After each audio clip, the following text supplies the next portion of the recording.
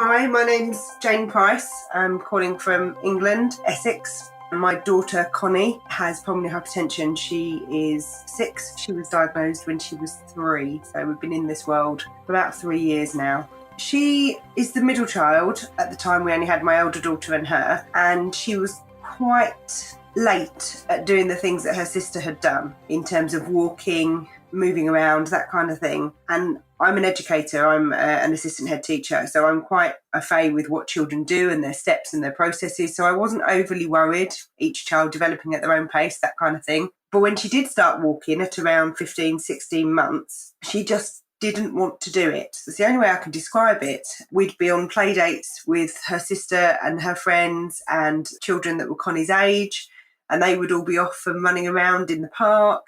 And she would sit in her buggy and just watch. Or she might get up, do a little bit, and then come and sit back down again.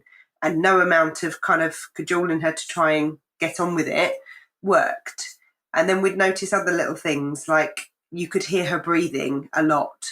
She always seemed to have a cold, so we kind of put it down to that. And then her lips would go blue quite quickly. So if she was in a paddling pool in the summer, her lips would be blue. If she had walked, if we'd managed to get her to walk a distance, I remember being at Centre Parks, which is a camping place over here, and she'd walked no more than 100 yards and she just didn't want to do anymore. And when you looked at her face was completely pale except for these really dark blue lips. And I kept saying to my husband, this isn't normal. But my eldest daughter, who's 3 years or 2 years older, she was born with brain damage, unfortunately, and ended up with cerebral palsy, which is mild, thankfully. But at the time, every time I went back to the doctors for something to do with Connie, I felt like they thought I was an overprotective mum.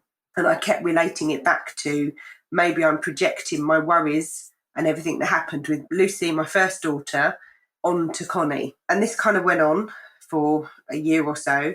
And then we were at my daughter's 5th birthday party, my older daughter's 5th birthday party, very hot summer day. It was before the party had started and the children were all running around in the playground. Connie came into the hall where we were having the party. She was really whinging and she came over to me, and as she reached me, she collapsed, fainted. I mean, she came round as quick as she went down, and we kind of gave her an orange juice to bring up her energy levels. The party was literally just about to start. It was Sunday. So I kind of said, look, she's fine. She was fine. She was up and about again. I said, well, I'll take her to the doctors tomorrow, which I did. And I went with a list. I sat there that night. I remember it very clearly. And I wrote a list of everything, blue lips, lack of energy, doesn't want to walk, won't join in, drinks like a fish, like she's just trying to get water down her all the time. You couldn't give her enough water. The fact that her hands were always freezing, the breathiness, her heart, you could basically see pounding in her chest, and the one of the veins in her neck you could always see kind of pulsing. And I went to the GP, the doctors over here, and I put this list in front of them. And I just said, you need to put this together and work out what it is, because it's something. And so they did blood tests, came back with nothing. They eventually agreed to do a heart scan, but they classed it as non-urgent. So this was September. And when I got the letter through for the appointment, it wasn't until the following April. So quite a way. In the February, she started being really sick and her heart was going crackers and she was dehydrated. So they admitted her to hospital.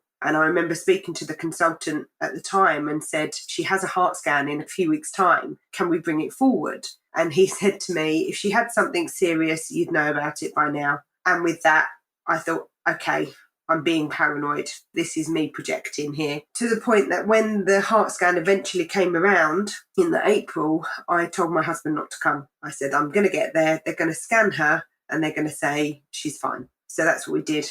I went. Probably about 45 minutes into the scan, I realised that scans don't tend to last this long unless they find something. And then he called the student over that was in the room and started pointing things out. So I texted my husband and I said, I think they found something. They stopped the scan and said that at the time they thought it was something mechanical, but he wasn't an expert and wanted somebody from a hospital in London to come down and see her, which was the following week. So we went back, and my husband came with me this time. And again, he scanned her. And again, the scan went on. I remember the nurse took Connie out of the room and they sat us down and they said, it's either something mechanical, which is easily fixable, it's a cardiomyopathy of some description, or it's pH. And he said, we don't want it to be pH, and don't Google it. 3 days later, we were admitted to St Thomas's, the Evelina, one of our children's hospitals here. And we were there for 2 days. She had another syncope, at which point she was diagnosed with pH and transferred straight to Great Ormond Street Hospital. And we were there for 7 weeks while they tried to stabilise her. Unfortunately for Connie, the medication doesn't work very well for her. It never did. She was put on triple therapy. Over here, that consists of Bezentan, sildenafil, and the epoprostenol drug through the Hickman line 24/7. So they put her on that straight away. But unfortunately, she didn't really respond to it. She pretty much, it stabilised her to an extent, but he kind of said out of 100 kids, she would be classed in the bottom 25. We would have hoped the drug therapy would have got her over the 50 line. She's still in the bottom 25. So at that point, we began looking at transplant for her. And then they came up with offering us the Potts Shunt surgery, which is where they obviously connect the descending aorta and the pulmonary artery together to create a shunt, like a pop-off valve, for the excess blood to go through, so the heart doesn't have to work as hard to pump it through. At the time, we were told that there would be a 15% chance that she wouldn't pull through the surgery. And they put it to us in terms of, if you have a quadruple heart bypass, which everyone kind of considers to be a really kind of severe and complicated surgery, you've got a 5% chance that you won't pull through. So to sit there and say that my at the time 3-year-old daughter would have a 15% chance of not pulling through this surgery, it was utterly terrifying. And over here at the time, only one child in the UK had had this surgery done. And even then, the surgeons from Paris had come over to do the surgery at Great Ormond Street. So nobody in the country had performed this surgery. So as you can imagine, we were overwhelmed to start with. We'd only been in this world at the time for about 4 weeks and terrified. So we opted not to go forward with the Potts surgery, that we would look to go down the transplant list. We couldn't contemplate what that all meant at the time. It was just too big. And in a way, transplant for us is what you see in the movies. It's child gets new heart, lives long, healthy life, end of story. We didn't know any better. We found out very quickly that that's not the case, but we didn't know any better at the time. So we then kind of went into the world of transplant, and Connie had all of the procedures, the pre-procedures like the vaccinations and all of those things. We had all the counselling sessions with the team at Great Ormond Street, and the explanations kind of blew us away of what it actually entailed. But we were kind of still thinking that's the route we'd go down. She got discharged at 7 weeks to manage at home. And it just seemed that every week that we were going back up, we were having weekly appointments, we were just getting more and more bad news. That she wasn't responding, that she was sick still. And a decision had to be made. And then I remember quite clearly, I think it was late July, beginning of August of that year, her consultant sat us down and said, it's decision time, you need to decide. They put the Potts surgery back on the table at this point. And they were kind of saying to us that Potts surgery will buy her 5 years, and then a transplant could buy her potentially 12 years. So you're then in your head, you're kind of thinking you've got a stacking game that you're playing. You're trying to buy her years.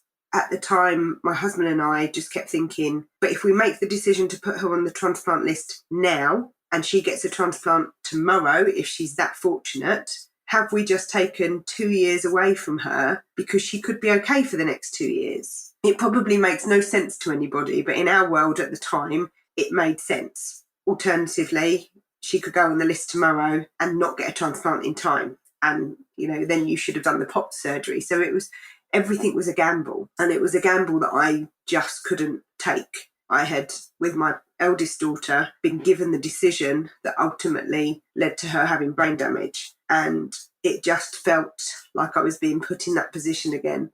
I remember sitting in the room with my husband, and the consultant was talking to us about both procedures, and the transplant team had come in and everybody was in the room, and I couldn't even lift my head up. I said, I can't make this decision. And my husband turned around and said, she needs you to tell her what is Connie's best shot. And he basically said, A transplant could take, on average, up to 18 months. Connie doesn't have that long. So for us, ultimately, there was no choice. We had to go with this completely unknown, if you like, procedure in the UK and take a chance that somebody somewhere knew what they were doing enough to get her through it. So initially we were going to go to Paris and have it done. And the surgeons there, they go on some kind of 4-week sabbatical or 4-week holiday in August. And this is kind of the time it was.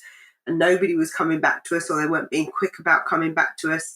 And it just felt like they weren't going to take care of my child in the way the team at Gosh would.